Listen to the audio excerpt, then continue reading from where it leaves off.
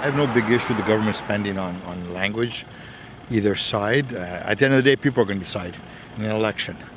So when it comes to, quote unquote, protecting the French language, even if it looks in our eyes as Anglophones or Allophones that it's against us, I don't see an issue with it, the majority spending the money on that. I think it's a complicated issue, but I don't think that the money is being well spent in this regard, especially with the implementation of how things are being done, including the raising of tuition at Anglo-only universities and redirecting those funds to Francophone universities. Je ne considère pas que c'est un problème en soi, mais je comprends l'inquiétude de vouloir préserver la langue française. Moi, d'où mes parents viennent, ils parlent français, c'est la langue qu'ils ont appris. Donc, je peux comprendre que ce soit quelque chose qui est à préserver. Mais en soi, je comprends aussi que certaines personnes ne voudraient pas se voir imposer de devoir parler français. I think for me personally, I think that's not money well spent. I think there's a lot of other things that we could be spending our money on. I mean, Quebec is in a housing crisis.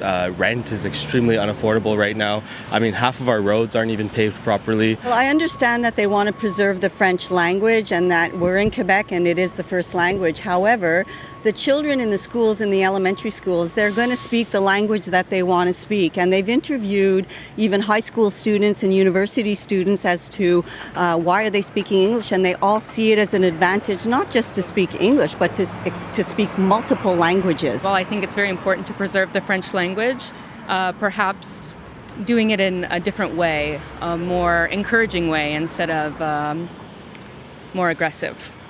I think that money would be well spent in many other areas in our province, like the healthcare system. I've worked in the healthcare system for over 20 years, and I'd like to see that money go to the emergency rooms and have patients wait a lot less time or have accessibility to family doctors.